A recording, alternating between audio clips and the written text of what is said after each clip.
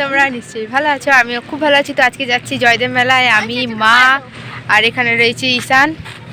তো দেখতেই পাচ্ছ। তো চলো, এখন বাজে 1টার কাছাকাছি বাজতে চলেছে। তো চলো আমরা যাই এখন।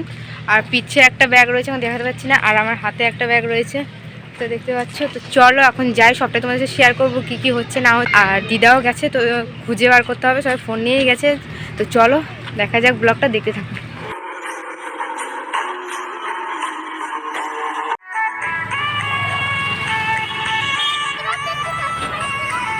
A few moments later. তো বন্ধুরা ফাইনালি কিন্তু আমরা ঢুকে পড়েছি মেলায়। দেখতে পাচ্ছি এখান থেকে কিন্তু স্পষ্ট দেখা যাচ্ছে কত দোকানপাট, নাগরদোলা থেকে শুরু করে সবকিছু। আর এখানে নিচে দেখতে পাচ্ছ এখানটা মেলাটা, একটু পরে নামবো, তার আগে কিন্তু মেন মন্দির যেখানে, সেখানে আমরা চলে গেছি। দেখতে পাচ্ছ মা কিন্তু নিয়ে গেছিলো প্যাকেটে করে চাল, আর সেটাই ঈশানকে দিয়ে দেওয়া করাচ্ছে। দেখতেই পাচ্ছ এখানটা হলো মানে জয়দেবের মেন মন্দির, আর মন্দিরের সামনে কিন্তু এরকম বসে থাকে অনেকেই।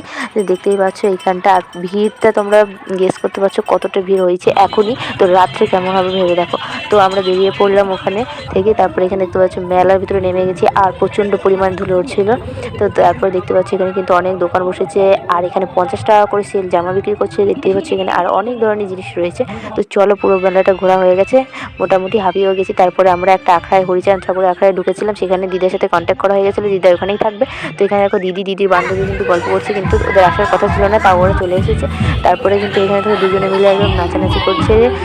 তারপরে এখানে কিন্তু অনুষ্ঠান শুরু হবে, মানে কি বলবো, এখানটা হলো মানে সে শুরু হচ্ছে যখন গানটা স্টার্ট হবে তখন। আর এখানে দেখতো মা কিন্তু বাতাসা ছিটাচ্ছে। তো এখানে খুব মানে কি বলবো, আমি এটা জানি না কি বলে, তাও তোমরা বুঝতে পারছো তো কমেন্ট করে জানিও আমাকে। আর এখানে তো গান শুরু হয়ে গেছে, দেখতে পাচ্ছি একজন তো খালি গায়ে রয়েছে এত ঠান্ডার মধ্যে। তারপরে কিন্তু এখানে দেখো একটা ছোট্ট মেয়ে কত সুন্দর, মানে বুনি কত সুন্দর গান করছে। তো তারপরে তো আমরা আবার বেরিয়ে পড়েছিলাম মেলা দেখার জন্য, অনেক কিছু কেনাকাটা করলাম রাত্রেবেলা করে।